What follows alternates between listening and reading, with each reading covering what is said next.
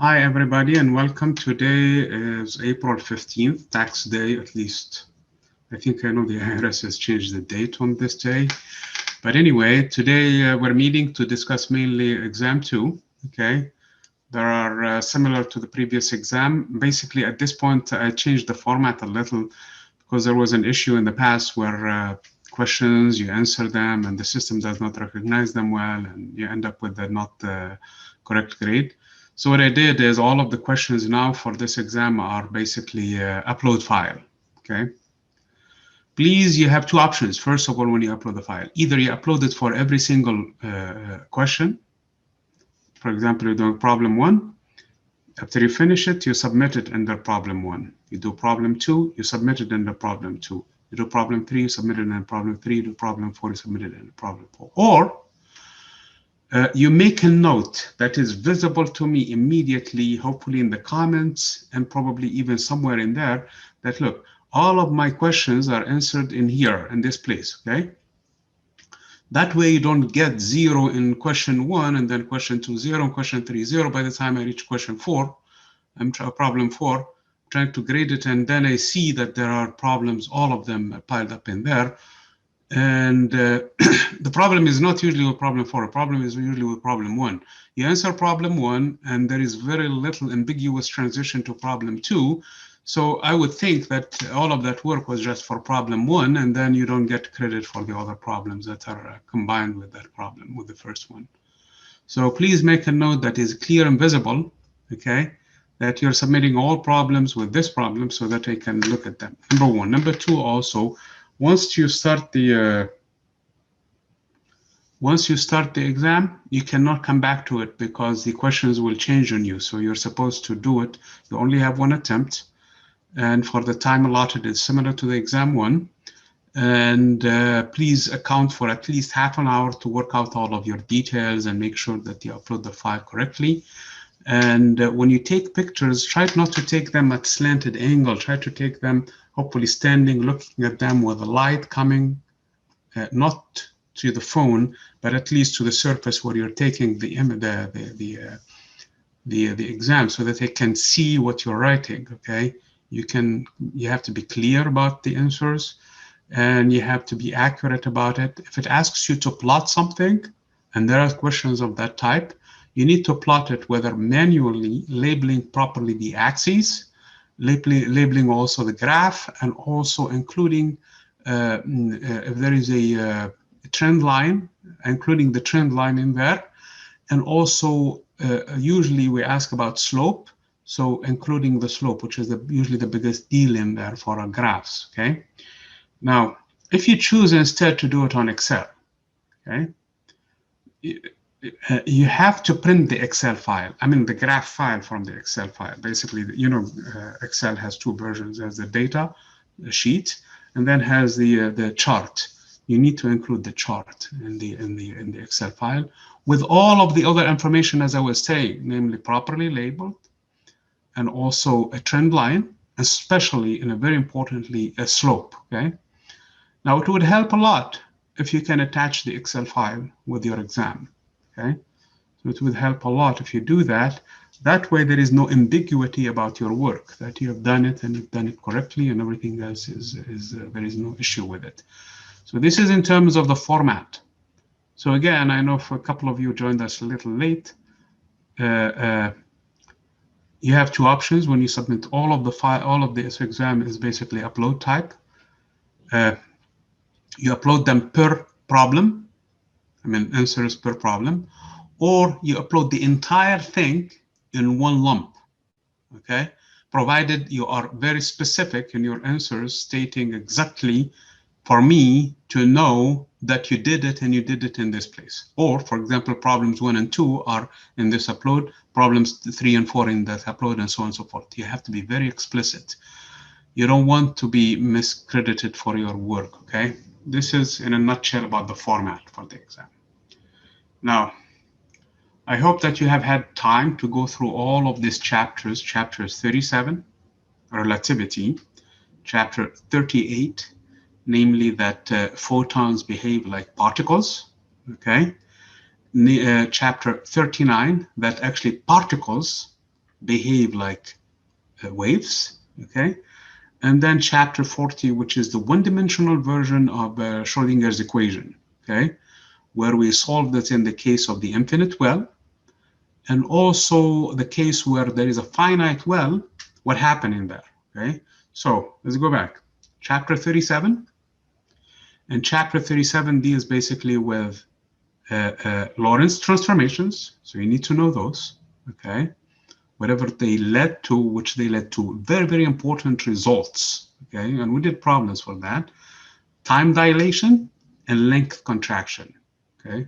You have to know these things, and then you need to know the momentum and how it's related to the classical momentum, basically mv divided by, or times gamma in this case, where gamma is a square root of 1 minus beta squared, where beta is the ratio of v over c. In the examples I did with you guys, I tried to stick to this notation as much as possible. Namely, I use the term beta extensively. I know the book does not, but I used it extensively. It really simplifies the writing a lot.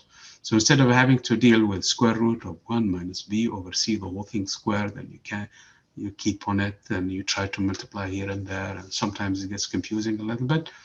Use the term beta, but you have to be specific from the beginning. Granted beta is, which is a ratio of the velocity versus that of the speed of light, then you do your calculations afterwards.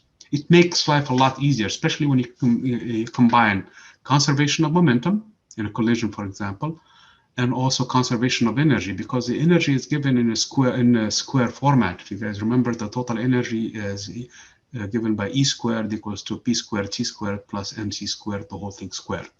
Okay, so now if you're manipulating the algebra, and there are cases where I did examples with that, and you stick to this notation, usually you will find that when you combine the two and you square the momentum to see what happened, I'm talking especially in terms of the Compton scattering, which is happening actually 2 chapters later, chapter 38, which is chapter later. What we did, the calculation in there, we could simply get rid of the c squared when we simplify everything, and now the whole equations become just involving gamma or beta, okay? And of course the masses and whatever velocities you have, and velocities are expressed in terms of the betas, okay? So this is chapter 37. Okay? Chapter 38 dealt with the two important, basically, phenomenon. First of all, the work function for the photoelectric effect that you need to know, and the Compton scattering, which is very, very important, that you really also need to know. And we did a lot of examples with that. So I hope that you guys can go back into those examples, examine them, go through them, and make sure you have full understanding of how to do them. Compton scattering, which is basically a high energy, usually gamma rays, basically scattered from a photon and changes, actually the wavelength itself changes, okay? And they have the expression of how the wavelength changes in terms of the angle, the direction where you're collecting the waves after they scatter from their collisions with the particles. Okay, so that was important, and I hope that you guys go through all of these things, okay? Usually, the photoelectric effect itself is not that hard in terms of the mathematics, so it's a little bit easier. Once you go through it, you're not going to have difficulty with it. Now, it's very important that you understand on how to calculate the momentum of a photon. Photon is a wave. It should not really have momentum to begin with. It's not a particle. It doesn't have mass. Its mass is 0, as a matter of fact. But based on the work of Max Planck, basically, and the work of Einstein after that, where he borrowed that idea from him, the idea was later on related by the expression that we saw in lecture, basically that the momentum, in this case, is the Planck's constant number, which is h divided by the wavelength, okay, lambda of the actual photon. So that is one thing. And then how to find the energy in this case, which is just hc divided by lambda, or hc, you can get the hf, which is Planck's constant times the frequency, okay? We used h a lot, at least in the beginning, and then we dropped h and we started using h bar instead, which is h over 2 pi. And that is fine. I mean, if you remember the equations, and you have the book actually, so this is an open textbook, so it's not really that you can find a difference between the two. Like, for example, are we supposed to use HF or H bar omega? Okay, well, it depends. Both of them are the same. Numerically, they give you the same expression for the energy, because how omega and frequency are related, they are the same thing. So, and I think I made a mistake during the lecture at some point or something when I was talking about the uncertainty principle. So hopefully you went there and you corrected it, because in my notes, let me look at chapter, was it chapter 37? No, actually chapter 38. What happened to chapter 38? I don't have it open in here. Yeah, it's the uncertainty relationships. Please make sure you go through that and you make sure it's corrected. Where is the chapter 38? Because it's the foundation that comes next, okay? So it's not, it's H bar over 2, okay? That's the proper relationship, and it's down in the notes in there. So this is from chapter 38, okay? Chapter 39 is the other way around. Chapter 39 is actually particles with a given momentum, like for example, an electron, it has a momentum. Louis de Broglie, basically, when he made that hypothesis that maybe they also have wavelength. So the wavelength in this case, lambda is equal to h over p. So you have a p, and now you can basically invent a lambda for it. Okay, so that is important. And now the expressions for everything else. What is chapter 39? The expression for everything else is just basically a repetition from the previous chapter. However, now, since it's really a particle, so it has really another component for the momentum, and everything else is in there. We talked about the Bohr model and in that chapter, and it's important because it really was the first step, at least historically. This whole book, basically the approach for quantum mechanics, is in a historical context, basically going from what was discovered first and second. First of all, how Mr. Planck came up with his hypothesis to explain something, to basically fix the problem with the radiation of the black body radiation. And that how led and excuse me, I think I need to go and drink something. Anyway, the point being in here is that that work basically led Mr. Einstein to come up with, to actually generalize it and came up with better explanations. So we went historical all the way to the point where now we have Mr. Bohr basically trying to explain those lines and spectral lines for the hydrogen atom. And he made the assumption that maybe it's like a standing wave, albeit on a circular path in this case. So in this case, since it's a standing wave, we have seen that, and you guys did that in physics. What is it? Physics 1, when you guys did standing waves on a string? Do you guys remember that? Yeah, maybe? Anybody? Yeah, okay, yeah, that's how it is. So it's physics 250, or I don't know what it's called now. Basically, where you have the standing waves. So it's exactly that, except now it's on a circular path. Okay, so that's the hypothesis of Mr. Bohr, and it led immediately to the quantization of the angular momentum. And from there, he was able to find the energy levels, which is negative 13.6 electron volt divided by n squared for the hydrogen atom. And that is basically the extent we're going to use it, because he cannot really apply it for anything other than the hydrogen atom. And maybe to some extent, the hydrogen, the hydrogen-like atoms, namely, for example, an ionized version of helium atom or some other things in here that probably could potentially have things of this nature. So that is basically the extent with which we're going to use this one. And that result turned out to be a repetition later on when we went to chapter 42, which is really not part of this exam.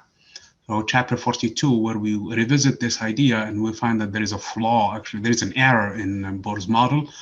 That's fine. Okay, for this exam, just stick with it and you should be fine. Okay, it explains, like I said, those spectral lines, at least the big ones for the hydrogen atom. There was some fine structure that is kept all together, and for that we needed chapter 42, which is not part of this exam. 41.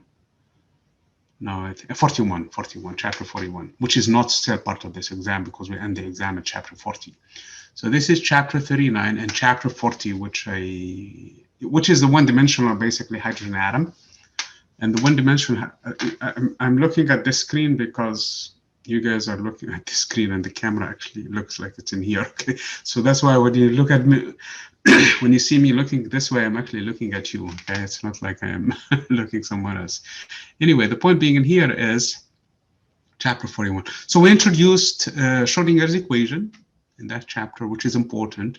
But what is more important is actually, now the person or the few people who don't remember standing waves on a string, now they should really remember them from this problem, because the solution is identical to standing waves on a string. When we took a particle in a well, when we solved the Schrödinger's equation, and it was an infinite well. So the particle is trapped basically in that well, cannot exit it one way or the other. And for that, the wave function and its derivative, because it's a continuous, the entire the differential equation is actually of a second order. So that means its first derivative and the function itself have to be continuous.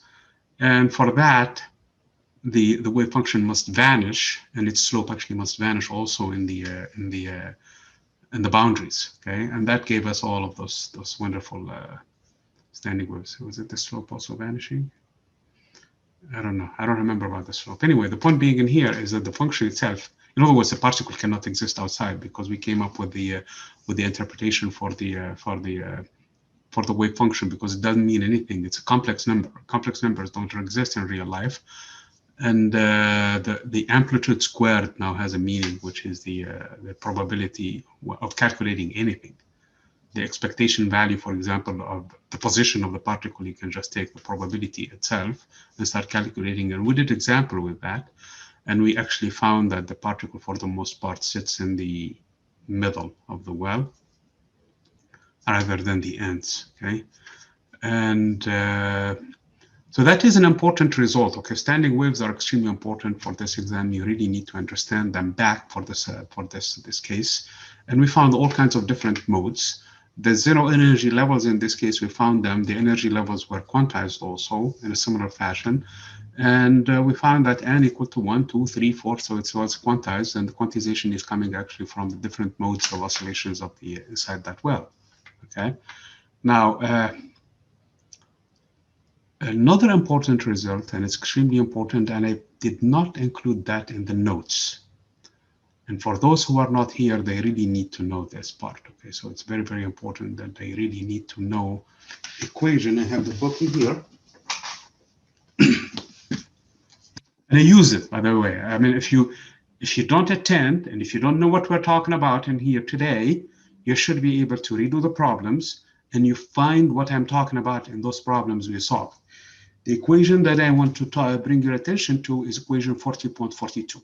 Because a lot of examples actually use it. Equation 42, and it's on page 1341. And that is the probability, basically, of tunneling. You have a particle that comes in, and I think one of you guys, and I don't see his name in here. Hold on, let me see. No, he's not here. Sent extensive questions about some of the problems that we did. And he's not here. Okay. About the tunneling itself. I mean, you don't have enough energy to jump over the well, and that is the whole point of it, because a classical particle will never, I mean, a barrier, not a well. Okay, so it's not trapped. I mean, it's free on one side, and it could potentially be free on the other side, but it's on this left side, on this side, and it comes in, it finds a wall, literally like a wall. Okay, and no matter how much energy you have on a physical wall, you really have to break the wall in order to go to the other side. And if you really have a physical wall of this height, for example, and you have this much energy, you should not be able to go to the other side. At least classical mechanics, that's what it says. And that was a little bit confusing, and hopefully that you guys did not ask a question that was clear for you. And if it's not, you need to go and look at this example, and especially for equation 42 and what happened in there. So because it's a wave, it has a penetration of distance where it's actually going into the forbidden zone. The wave itself has a little bit of a tail in the zone where it should not be, and the kappa that is in that expression, and actually it's also in expressions 40, which is very important. So equation 40 also is very important. The same kappa, the same symbol kappa in there, or the inverse of it actually, is a measure of how much the particle can go in the forbidden zone, in the place where it does not have enough energy to be there anyway, but it can go. Okay, tunnels through there. So that measure in there, combined with equation 42, and we've used examples. I mean, I can cite a lot of examples in here that we went through, and hopefully you guys can understand that. Okay, you can go and look at problem 65. I don't think we did problem 65, but it uses the same idea. Problem 58, problem 58, not 60. That same thing too. Problem 49, I'm sorry, problem 50 and problem 28, okay? All of this, they have the same thing. By the way, the standing waves from the examples we did with problem 41, okay? So we have two modes in here combined to give you a, chapter 40. So those are the ones that are listed in there. But as I was saying, Winter, the other problems I mentioned use the same idea too. So don't be shy about it, okay? Don't be, in particular, problems 49, I'm sorry, problem 50 and 51, okay? So if you have difficulty with those things, please let me know. It should not be hard. It's just basically applying that formula. Formula 42 gives you the G factor, which is 16 times the ratio of the energies multiplied by 1 minus the ratio of the energies times the exponential of. And here where it can go wrong. And this is what I actually, if you're not careful enough, you're going to have a problem. There is a 2 in the exponential. Okay? There is a 2 in the exponential, which means the whole thing is squared in there. Because if you don't square the exponential, you might end up with a high probability, which is completely nonsense. To a tunnel with a non-zero probability, especially when L is small, when the width of the well is, when the width of the barrier is not too much. So if the width of the barrier is too much, the probability will go down. Okay. So L also plays a major role in here, how wide the zone is. So you have a particle does not have enough energy to clear the barrier, but it will have a tail. Now, if this width is small enough, it's going to have a long tail so that there is a non-zero probability for it to be transmitted. And the coefficient T there is actually the coefficient of transmission. That is the probability with which it's going to be to exist in the other side. So that's all you need for those things. Okay. So this is in a nutshell. Let me see if I forgot some points in here. The entire very important also the quantization of the harmonic oscillator, albeit the quantization of the harmonic oscillator and the quantization of also angular momentum in this case, they will be revisited, and the quantization of the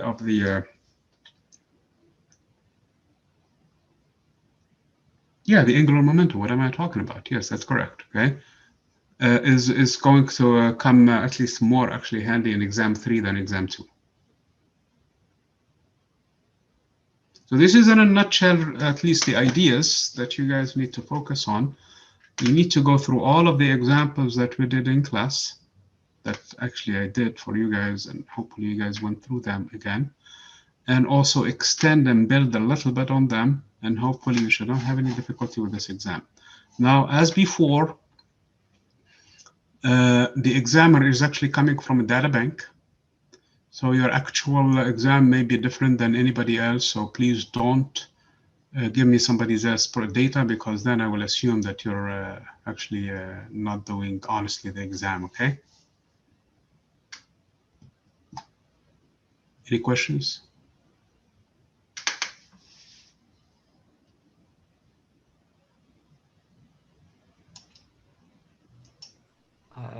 Just it'd be 4 questions again, just like last time, right? Yeah, usually I give 40 questions. So if I did not have you before in my classes, you probably need to know that now. Okay, you will end up with 4 questions. Okay, I think it's out of 100 this time around. Okay, all of the problems have the same weight, which means it's a good idea you scan them quickly, basically go through them and see which ones you're going to get the maximum credit for them and do them first. And then go to the lengthy one that require a lot of questions and some work that needs to be done. As I said, and I know that more of you have joined us now, if you're going to be asked to do graphs, and you are, okay, so you better get ready for that. Uh, make sure your graphs are going to be hand done. They have to be very, very, very clear, okay? Use a ruler and a pencil, and also if it's a line, make sure the data points are showing on the graph separated from the actual fit, okay, from the actual trend line, okay? Do not draw just a line like that, okay? And that is also true for the Excel file. When you do the Excel file, when you do the Excel drawing and you just want to include the picture of it, you also have to include the data points. So Excel has two options when you're trying to draw a graph. One of them, it can display the data points on the graph, and the other one can just basically just display the line itself as if it's.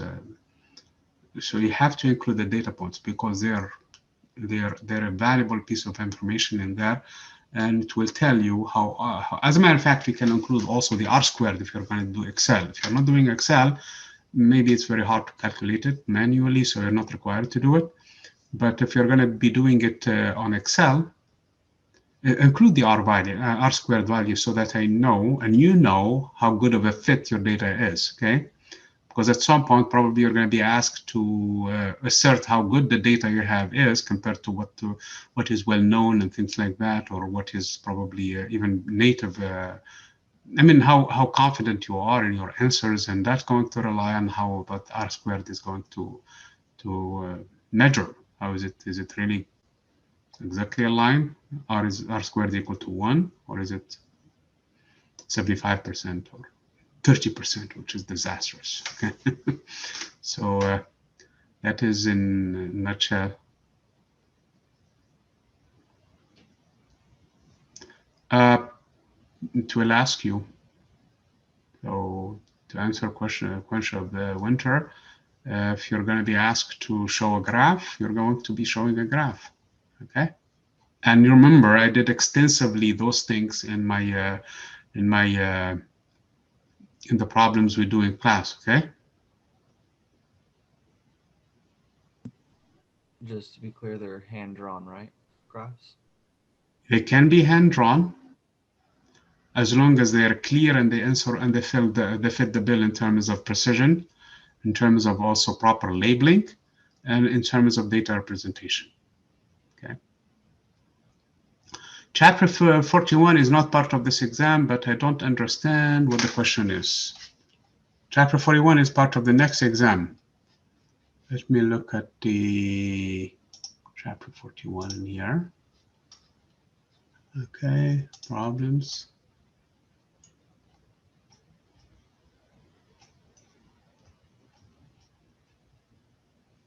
Problem 53.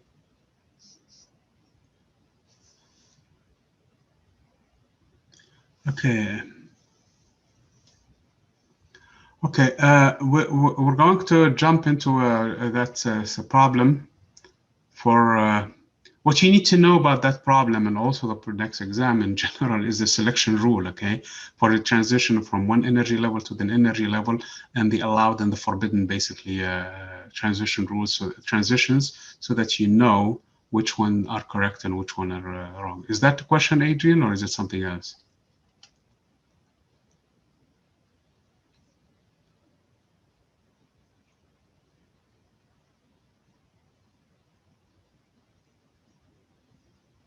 Oh, the parts C and D, I don't remember what those parts are.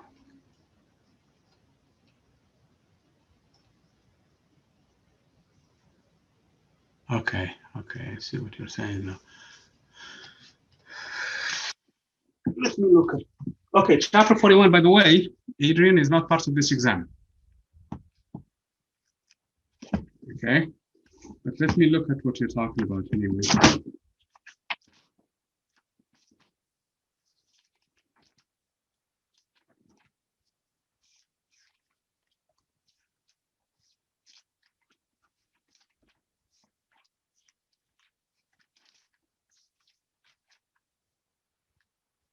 Yeah, there's a long chapter.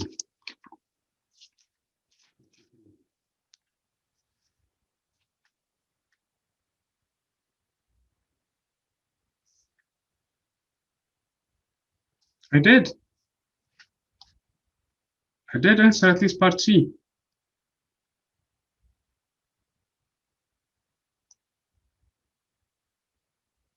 So we have the different energy level. We have the alpha defined structure in here. Constant. Actually, if you look at at least what I'm looking at in here, okay, are the transitions that are allowed. There are 1, 2, 3, 4, and 5. Actually, there are 5 of them, at least according to my notes. So what I need to do then is probably go and look at this, because overall, it gives me 9 available potential transitions, but they are not all of them the right ones. So anyway, I probably, and then I have the numbers in here for the allowed ones, all 5 of them. Okay, I probably have to refresh myself on this problem again, Adrian. And if I think it's not completed, then probably I will revisit it again for you before exam 3. Okay? Make sense? Remind me again if I don't do it soon, okay? But it's not part of this exam. Okay, very good. So let me check on a few things in here. Where we stand.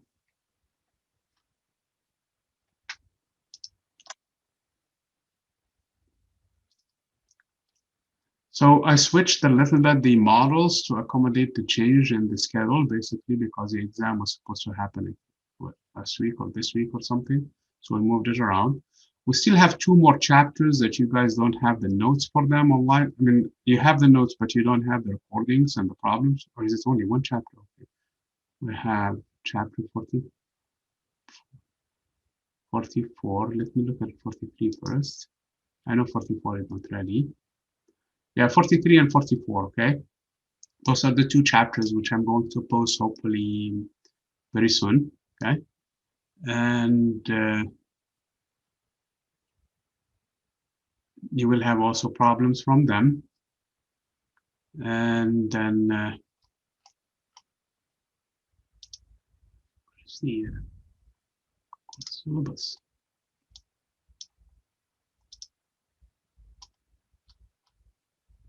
So we still have an exam that is going to cover chapters 41, 42, 43, and 44, 4 chapters, okay? And I think we'll still have more labs, at least 1 more lab, okay?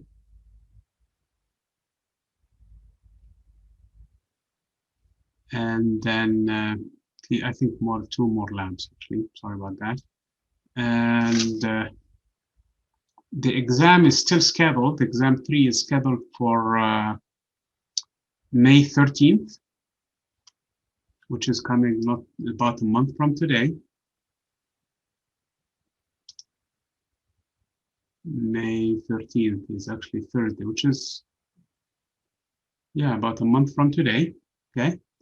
And then the final, which is supposed to happen on May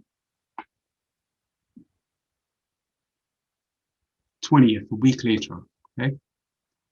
And the final is going to be comprehensive, so everything we did up to that point would be included in it. So that's basically how this class is structured. And don't forget, we have also a post-exam for this class. Sounds good?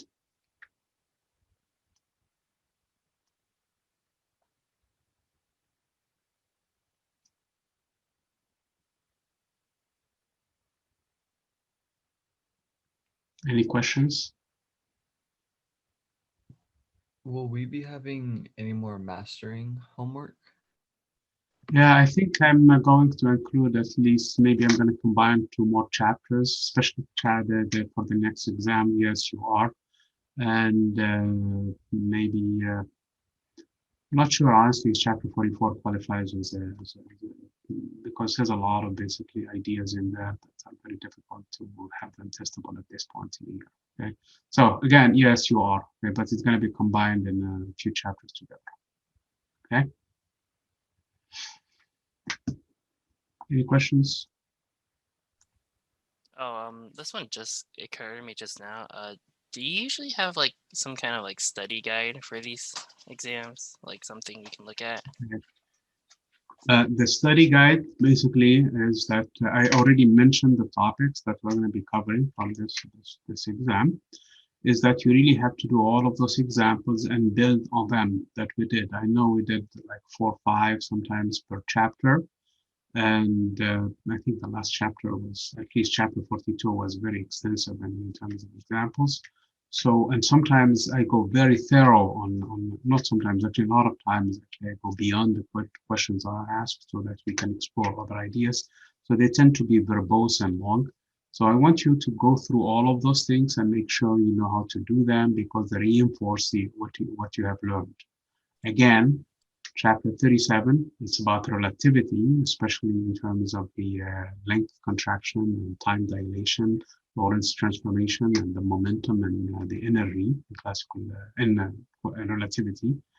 Okay, and we did actually some problems in there. Also, the Doppler effect, also, which is a very important concept that we explored in there. Okay.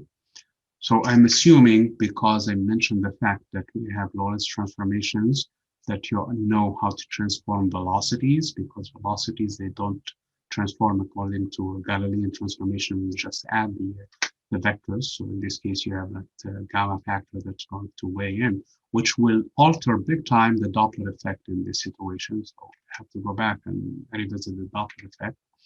The Doppler effect is explored where? Again, with did we do it in optics or did we do it with waves? Do you guys remember? I know I did not have you for physics too. I don't Yeah, remember. yeah. The Doppler effect either was no, I don't think it was in physics two. It was mainly in physics one still. Okay, with waves when you explore waves, especially when it comes to sound. Yes, chapter 16. That one was explored in full-fledged, but then it had to be corrected now in light of what we know in terms of the velocities and how they add up and things like that. But again, that's chapter 37. Chapter 38 deals mainly with the wavelength in terms of the momentum. It's a very important relationship. So if you are not sure about it, you need to revisit those equations. And also, I'm not sure, honestly, because Pearson has a different weird way of doing things. I'm not sure if we can use that, but it's a good idea. I mean, whatever resources you can think of, it's still good. Okay. So again, don't forget about the Compton effect, which is extremely important, and don't forget about the photoelectric effect. Those two are very, very Compton scattering, I should say, and photoelectric effect. Both of them are extremely important from that chapter. Okay. Then also the Heisenberg basically uncertainty relationships. The same thing is applying actually backward for the particle.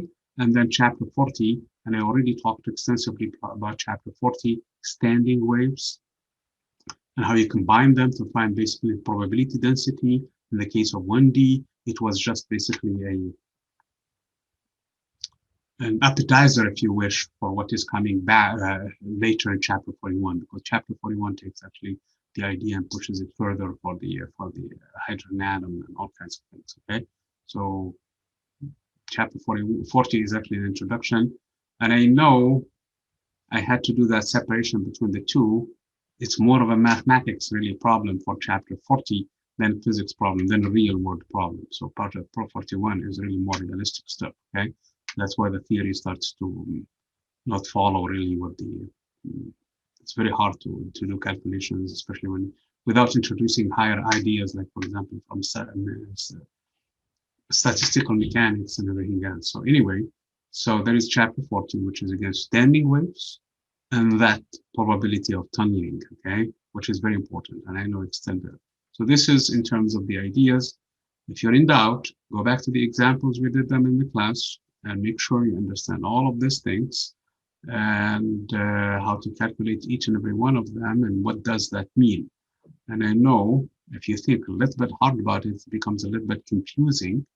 And it's true that things sometimes become a little bit like not intuitive because they don't relate to our daily experience. And that is the idea with it, because this is things that are for chapter 37 going so fast that things like, for example, if you're on a train going with this much speed and you're running and now the speed does not add up, all of a sudden the Doppler effect has changed the level. So that is really how these things are.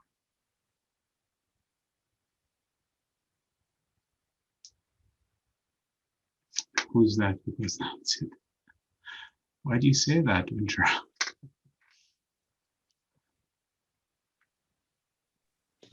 Okay, so like I'm not bad at math. Like I have an A in math and I learn the math and then I can do the math and it makes sense. And same with, like biology, that's concepts. And, I do fine in that class. But physics, I have just, a really hard time. Like I'll study the material. Like I go over there and I read the book and I study each chapter for like 1.5 hours, maybe 2 hours, and I take notes. But it's a lot of it I don't remember because I don't understand it. And because I don't understand it, it's hard to apply the math logic. So it's difficult. Can I give you can I tell you something? Can I tell you on a secret? Sure. I don't understand it either. You don't understand? Okay. As a matter of fact, nobody does. Okay. Awesome. So that's really the secret of quantum mechanics. Nobody really understands it. Not a single person, okay? As long as you can do the math, okay? As long as you can calculate things. And then, and then, what did you say? That's the hard part. Okay, here is the deal. You go to the lab and you do a measurement, okay? And you go and take that probability density and find the calculation and everything, and you see how accurate it is. It is amazingly accurate. There is nothing in science ever that is more precise than quantum mechanics. Yet, as I said, I myself don't understand it, and I would like to you to tell you that I understand it. And as a matter of fact, not a single physicist understands it. Nobody does. It doesn't make sense, okay? So if you are reading the chapter and trying to make sense to you, I will tell you it's not, okay? Because my goal, actually, my objective from the get-go is because I don't understand it, I'm hoping at the end you guys don't understand it as well. But do the math, that's the key thing. Yeah, that's the difficult part, because for me, I need to understand it in order to like know how to do the math. Because if I don't understand why, like why does the math work, Like what do I do to make this true, Well, as Caleb put it, just don't focus too much on trying to make sense of things. Like for example, you have a barrier, and we've been talking about it. After we have the wall in here, I cannot go through it. I mean, if you do the calculation with quantum mechanics for a particle, that it has a barrier in front of it, you will find that there is a non-zero probability that's going to end up on the other side, okay? And if you're reading through the verbiage in there and the language, trying to understand it, you get a little bit confused. And actually, one of you guys is not here right now. He sent me questions about, well, will it have then a negative kinetic energy in this case? Because if I do the calculation, the total energy is less than the potential energy, then it must have had a negative kinetic energy. Basically, refrain from that thought completely. Just go back to the Schrödinger equation, find that kappa, and it's a real number, and it's going to give you a finite distance where the particle exists in the forbidden region. Do the math. If you do the the actual experiment with this one, you're going to get an immaculate, the most precise theory, like I said, yet here I am in front of you. I don't understand it, and I would like you to tell you I don't understand. understand it. My hope is at the end you don't understand it either, but know how to do the math. That's the only thing I am hoping for. Okay? Sounds like it's a promising thing. Please, that I did. One by one. Okay? And if you have difficulty with a step, please let me know. Okay? Okay. Okay? That's the whole thing. Because I tried to do actually during the problem solving session.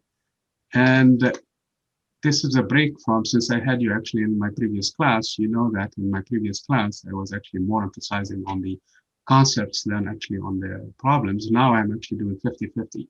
So I'm hoping that you go back and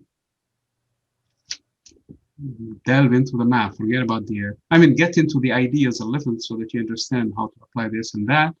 And know now you're given the momentum, how can you find for example, the wavelength. Once you have the wavelength, you have the energy, you have a lot of ideas that start to generate from this one. But then don't spend too much time to make sense out of it, but it doesn't make sense to nobody. Okay? Okay, so it's mostly gonna be just the functions of math, not so much the concept behind the math, but knowing how to apply certain equations. Okay, the results, for example, if you're trying to make a daily examples with them, like for example, I go specifically to this example from one of you guys, okay? How in the world this is going to work? The total energy is the sum of the potential energy plus the kinetic energy, okay? The potential energy is more than the total energy. So does this mean it has a negative kinetic energy? If you're thinking this way, you're not going to even start the problem. Do you understand my point? Uh-huh. Classical mechanics says that the total, and even also in quantum mechanics. So this is not something out of the, this is not something that is only, okay, forget about, it's not the sum. It's still the total mechanical energy. The total energy is the sum of potential plus energy. As a matter of fact, Schrödinger's equation is an equation of energy. On one side, you have the potential energy, which is in that differential form. And on the other side, you have really the potential energy is equal to some eigenstates, in this case, the terms that have the derivative with respect to time. And at the end, we found when we separated the equation and found the time independent Schrödinger equation. So it's still true that the total energy is the sum of the potential energy plus the kinetic energy. Yet, in those examples, for example, for the tunneling and problems for how far it's going to go into the forbidden region, in that case, and it's true also for the radioactivity, it's true also for the hydrogen atom, it's true also for the nucleus, it's true also for chapter 42, which is coming, chapter 43, which is after that, that although you don't have enough energy, you don't have enough kinetic energy, and the total energy is less than the potential energy. In other words, you have a barrier of energy in front of you. You have a block. You cannot penetrate it.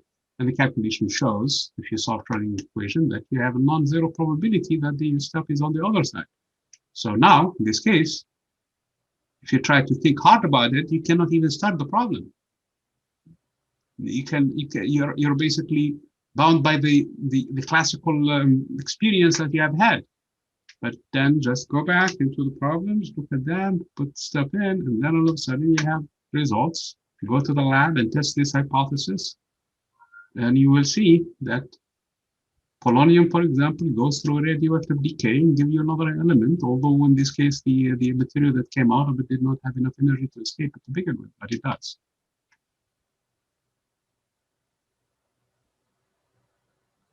Yeah, true, Michael.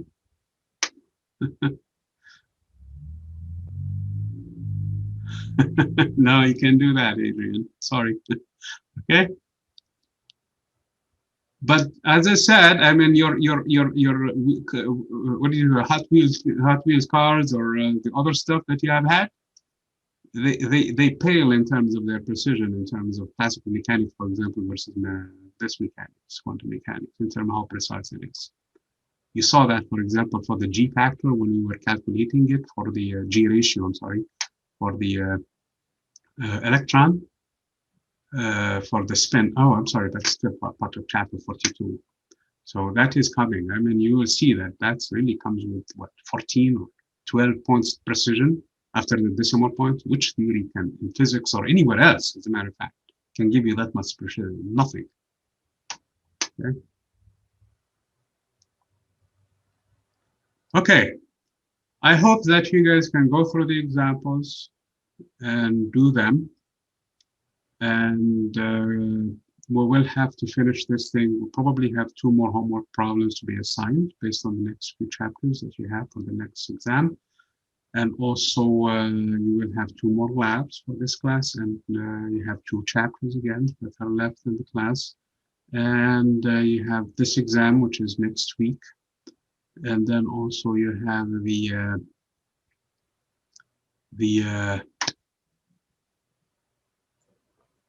what am I talking about? The exam 3, which is coming after that, and the final. And that's all we have between us in terms of content and things like that. I will have a meeting before exam 3. I will have another meeting potentially next week. I will be available between around noon on Tuesday. That's the week also. So if you guys want to have any questions, please send them so that if we want to meet, we can meet again. And good luck.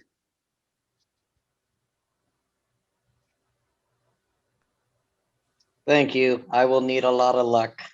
Good luck. Thank you. Thank you, Adrian. Thank Okay, you, Professor. no problem. I'm gonna stop. Thank Thanks. you, guys.